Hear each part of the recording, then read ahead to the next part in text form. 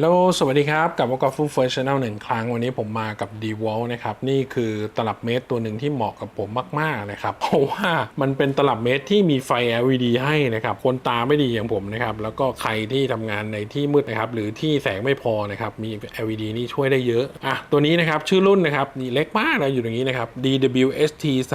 35268เป็นตลับเมตรขนาด8เมตรหรือประมาณ26ฟุตเขาบอกสรรพคุณนะครับ powerful LED light นะครับ rechargeable นะครับตัว LED เนี่ยสามารถชาร์จได้นะไม่ต้องใส่ถ่านนะใช้วิธีการชาร์จเอาตัวนี้นะสามารถยืดโดยที่ไม่ต้องจับเนี่ย17ฟุตนะหรือประมาณเกือบ5เมตรตัวนี้กันกระแทกนะครับตกลงมาเนี่ยเขาเทสแล้วนะครับ100ฟุตนะครับหรือประมาณ30เมตรตกลงมาเนี่ยไม่พังนะผมไม่รู้อันนี้ผมไม่เทสนะแล้วก็ตัวเมเดนะขนาด26ฟุตนะครับหรือ8เมตรใครกลัวว่าไอ้100ฟุตนี่จะขี้โม้นะครับเขามีมันนี่มาให้เลยนะครับ lifetime warranty นะครับแล้วก็อิเล็กทรอนิกส์วารันตีด้วยนี่แล้วเขาบอก try me นะครับก็คือเทสได้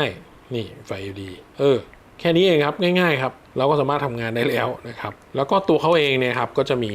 ที่ชาร์จมาให้ด้วยนะครับเป็นสาย USB ผมแกะเลยแล้วกันนะตัวนี้นะครับได้มาตรฐานนะเขามีตัวใบรับรองพวกตลับเมตรนะครับที่เขาได้รับมาตรฐานเนี่ยเขาก็จะมีใบรับรองแบบนี้มานะครับว่าตรงแน่นอนนะครับด้านหลังเขาจะมีสาย USB มาให้เป็นไมโคร USB แล้วก็ตลับเมตรนะครับถอดอย่างเงี้ยเรียบร้อยในนี้นะครับก็ยังมีคู่มือนะเอาไปดูได้นะครับนี่หน้าตาเขานะครับสวยดีนะสวยดีแล้วก็ตรงนี้นะครับจะเป็นยางนะเป็นยางสักๆนะครับเห็นไหมครับดูพื้นผิวนะเป็นยางรอบเลยนะครับรอบตัวเลยนะเพราะว่าตัวนี้เขากันตกถึง30เมตรเลยนะครับแต่ถ้าตกตรงนี้นะผมไม่รู้ว่าจะเป็นยังไงเหมือนกันนะอันนี้ก็พูดกันตรงๆนะถ้าตกฝั่งนี้นะครับแต่ด้วยน้ำหนักการตกมันอาจจะน้ำหนักตรงนี้จะมากกว่าเพื่อมันจะตกตรงนี้ตกสูงๆเนี่ยตรงนี้อาจจะเป็นตัวถ่วงให้มันตกตรงนี้พอดีดึงสายมาปุ๊บล็อกนี่อย่างเงี้ยเห็นไหมครับปกติอันนี้ใช้งานปกติมากทีนี้มาดูที่ตัวสายวัดนะครับเขาจะมีเป็นนิ้วนะแล้วเขาก็จะซอยอีกนะครับเป็นหุ่นแล้วก็จะซอยข้างในอีกนะเรียกว่ากระเบียดหรือเปล่าผมไม่แน่ใจเหมือนกันนะเนี่ยแล้วก็เส้นค่อนข้างชัดเจนนะส่วนเซนก็ปกตินะครับแล้วก็จะมีเน้นทุกๆ10เซนนะครับแบบนี้ยืดออกไปอีกก็จะมีเน้นนะครับ1ฟุตแบบนี้นะ30เซนอย่างนี้นะครับ16-40อันนี้น่าจะเป็นค่าที่เราใช้กันบ่อยๆนะครับก็จะมีเน้นขึ้นมาและที่สำคัญนะครับตัวนี้มี2ด้านเห็นไหมครับนี่ด้านล่างนะเห็นไหมครับมี2ด้านให้ข้อมูลเหมือนกันเลยซึ่งด้านนี้ก็จะดีตรงที่ว่ามันสามารถวางคว่ำนี้แล้วตีเส้นก็ยังได้นะครับเพราะมันวางคว่ำความโค้งของมันเนี่ยจะประกบแล้วมันตีเส้นได้นะแล้วก็ช่วงต้นของเขานะครับประมาณ6นิ้วแรกเนี่ยจะมีตัวเหมือนฟิล์มเคลือบไว้ด้านล่างไม่มีนะครับแต่เฉพาะด้านหน้านะเห็นป่ะไม่รู้นี่เห็นไหมเนี่ยเป็นขอบเนี่ยนะเคลือบไว้นะครับที่6นิ้วแรกนะครับเพราะว่าเป็นจุดที่เราอาจจะเสียดสีบ่อยนะครับแล้วก็ตัวด้านหน้านะครับเนี่ยก็จะเป็นแบบนี้ยึดอยู่3ตัวนะครับมีหมุดยึด3ตัวแล้วก็เกี่ยวนี้ได้ลองเกี่ยวดูเนี่ยปกตินะครับแล้วก็พลิกมานะเอาด้านล่างนะครับเกี่ยวก็สามารถเกี่ยวได้เหมือนกันนะไม่มีปัญหานะครับถือว่าเป็นตลับเมตรตัวหนึ่งที่ใช้งานได้ครบถ้วนเป็น8เมตรที่ขนาดไม่ได้ใหญ่มากนะแล้วจุดที่ดีที่สุดของตัว LED ก็คือมันมาอยู่ตรงนิ้วที่เรากดเนี่ยเวลาเราจับตลับเมตรใช่ไหมเราก็จับนี้จะนิ้วก้อยได้นิ้วนางก็ได้นะครับนะส่วนผมน่าจะจับที่นิ้วนางสมมุติเราใช้งานนะครับเรายืดปุ๊บล็อกปุ๊บเรามองไม่เห็นว่ากดเอานิ้วนางนะครับกดปุ๊บนี่เห็นเลยชัดเจนนะครับแล้วที่สำคัญคือไฟเนี่ยนะครับมันเป็นแสงนวลมันไม่ได้สะท้อนเข้าตาเราแบบว่าทำให้ไม่ชัดอะไรเงี้ยนะครับดูเห็นเงาตรงนี้ไหมเงาตรงเนี้ยถ้าจากสายตาผมไม่เห็นนะแต่ในกล้องมันจะเห็นแบบนี้แต่สายตาผมเนี่ยมันไม่มีแสงสะท้อนนะครับแสงสะท้อนน้อยมากมันจะเป็นแสงสะท้อนแค่ตรงเนี้ยนิดๆมันจะเห็นประมาณนี้มันจะเกี้ยงๆแบบเนี้ยนะครับแล้วแสงมันจะนวลเห็นไหมค่อนข้างโอเคเลยนะถ้าเราเปิดไว้นานๆนะครับรู้สึกว่ามันจะปิดเองด้วยนะผมลองเปิดไว้ทิ้งไว้นะครับดูว่ามันจะเปิดอาจจะประมาณสัก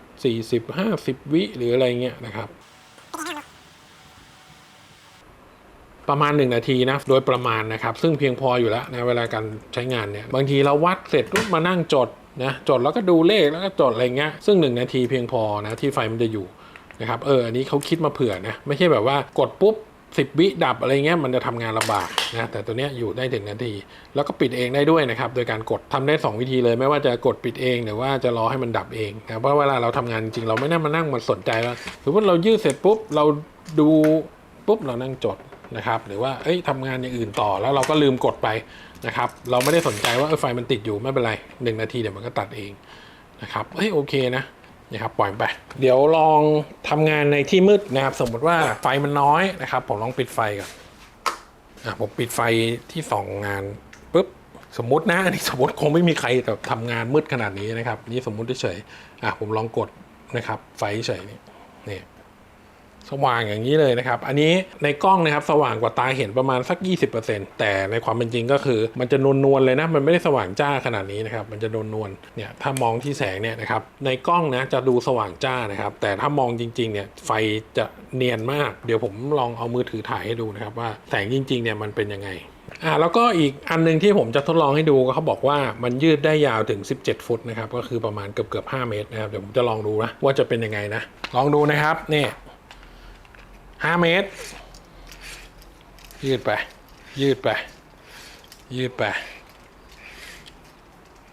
โอ้เสียวเหมือนกันนะ เสียวเหมือนกันนะตอนนี้3 เมตรแล้วนะครับไม่รู้เห็นหรือเปล่านะในกล้องนะครับ3 เมตรแล้วนะตอนนี้3 เมตรก็เหลือเฟือแล้วในการทำงานนะครับนี่4 เมตรแล้วครับ4 เมตรแล้วครับโอ้โหจะถึงไหมเนี่ย4 เมตร 50 80 90 5 เมตรพอดี5 เมตรแล้วก็หักพอดีนะครับถือว่า 3-4 เมตรนี่คือสบายครับยืดได้สบายแฟบเพราะว่าด้วยความที่ตัวมันเนี่ยค่อนข้างโค้งมากเห็นไหมครับโค้งมากนะครับส่วนเรื่องราคานะครับเจ้าตัว8 เมตรนะที่ผมเจอมานะครับอยู่ที่มัน990 บาทซึ่งถือว่าโอเคนะถ้าใครอยากได้สะดวกนะมีไฟ LED ให้สามารถชาร์จได้ด้วยแล้วก็ทำงานได้ดีในที่มืดที่แสงน้อยนะครับแล้วก็คนตาไม่ดีอย่างผมเนี่ยเหมาะมากๆก็ลองเข้าไปหาซื้อดูแล้วกันนะถือว่าราคาไม่ได้แพงมากสำหรับวันนี้นะครับฟุตเฟอร์ชั่นขอลาไปก่อนนะครับถ้าชอบกดไลค์นะครับถูกใจฝากกด Subscribe ด้วยนะครับไปนะครับสวัสดีครับบ๊ายบายเนี่ยสวเหมาะมาก เส้นก็ใหญ่ตัวก็ใหญ่นะครับยังมีไฟ LED มาให้อีกนะครับสบายเลยไปแล้วครับ